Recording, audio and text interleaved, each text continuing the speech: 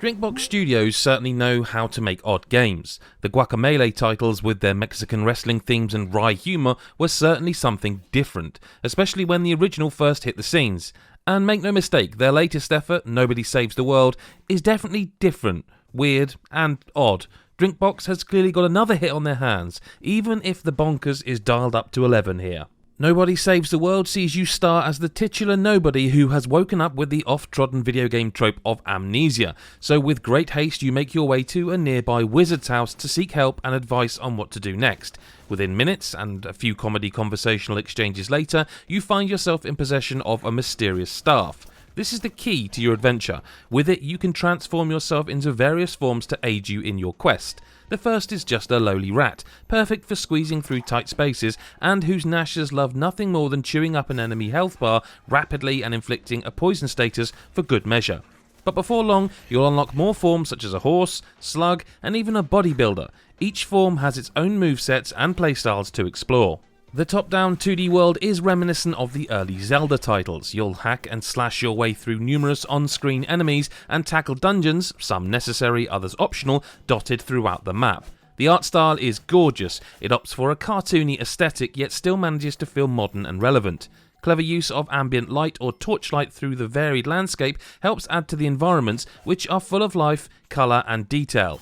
Dungeons and map areas feel different, right down to the zany and varied fixtures and fittings in each, giving each a unique feel. Animations are smooth, full of dramatic flourishes and particle effects when performing abilities or switching your form. Everything looks lovely, and has that kind of timeless quality that you know will still look lovely and polished years from now. The biggest draw of Nobody Saves the World is the variety on offer. While the overworld map and quests are fixed, every dungeon is randomly generated upon entry, meaning you have to be on your toes at all times as you explore. And this is whilst managing through the 18 forms you can unlock throughout your adventure. They're all different shapes and sizes, have different hitboxes, stats and abilities to their names. Each one can gain its own experience as well as XP that you acquire generally, meaning you level up as a central protagonist, increasing your overall stats as well. Each form has individual quests to complete to rank it up, and doing so unlocks more abilities and further quests based on them. It means you're always progressing and earning something as you play, even if you're just exploring away from the direct story path. But Nobody Saves the World is so much more than a toolbox of forms to have fun with. The quests themselves are cleverly designed to not only get you trying out new abilities at face value, but also understand how you can start using them together for your advantage. With the rat, for example, you'll learn its gnaw move right away, which can poison foes with enough hits. The first quest will just ask you to damage foes, whereas the next one will require you to actually fully poison them. You understand quickly that there are different ways to achieve victory. These quests help you understand what's possible and give you a nudge in the right direction to let you go and experiment for yourself. And then DrinkBox takes that idea and elevates it to another level. At a certain point in your adventure, you'll unlock the ability to mix and match the different skills applied to any of your forms with any you've discovered so far. Now, rather than learning how a form works, you can explore creating your ideal form to deal with any given situation. Now you could have your horse kicks become poisonous, or a turtle fire arrows. The world is your oyster. Creating the perfect loadout is now at your fingertips, and it's all intentional, as at the same time that you unlock mix and matching, you'll unlock a load more quests which require you to customise your forms in certain ways and kill enemies with them. Again, you are always progressing and always rewarded. It means Nobody Saves the World got me going against my better judgment. In games where I have a choice of characters or classes, I'm one of those that'll max out and perfect one before moving on to the next. But here, I was drawn to the different forms because they each feel so different. They all offer something new and unlock different abilities that will add to my pool of options to then create my preferred loadouts. Kudos to any game that can do that, and so effortlessly too, which is a testament to the balance of the forms, the dopamine hit of completing quests, and frankly how much there is to see and do and tweak here. The witty humour of the Guacamelee games is back here, and the best parts of it too. Nobody Saves the World is a funny game in an understated, non-try-hard way. Jokes effortlessly land because of the world, situations, forms.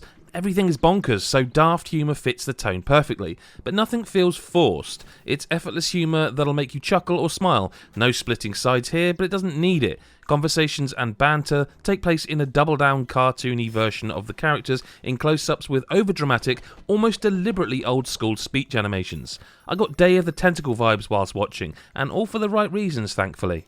In terms of your adventure, you can expect a challenge. The game throws hordes of different enemies to overcome, different damage types, as well as status effects and even dungeon modifiers that make certain dungeons unique challenges all on their own. It's not a walk in the park, but you can get overwhelmed by a swarm if you get too cocky.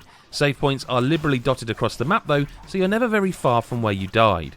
There's also no real penalty for death, as even quest progress carries over. Dungeons are the only areas where you'll need to go through without dying, making them a touch more demanding. In most areas, enemies also level with you. This means even if you grind form quests to unlock abilities, this doesn't break the game. You'll still be fighting decent level enemies by the end of the game. Nobody Saves the World is a single player adventure, but it's fully playable co-op as well. Another player seamlessly drops into your adventure from any point and can help you out. There did seem to be a few lag issues where there were a lot of enemies on screen when playing online, but it was infrequent and didn't make the game unplayable by any stretch. The co-op is a great way for you to test complementing abilities together before applying them to a singular loadout.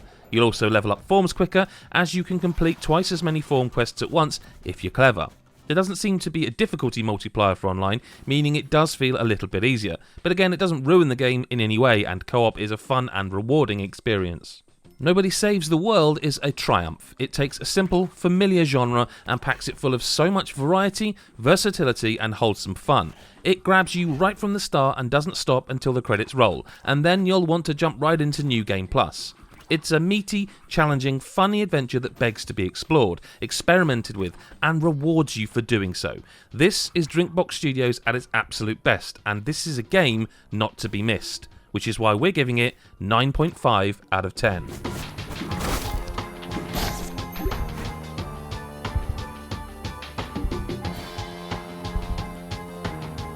Hey, Adam from GodIsAGeek.com here. We hope that you enjoyed Chris Hyde's review of Nobody Saves the World. I was his co-op buddy, and guess what?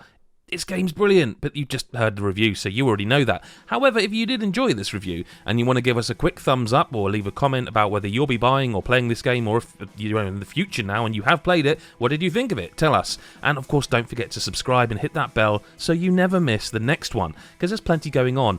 We're about to enter the February, March times of the year where it seems that every game ever is coming out right at once. That will be fun, and you'll see coverage of all of them on GodIsAGeek.com. Thank you very much. See you later. Bye for now.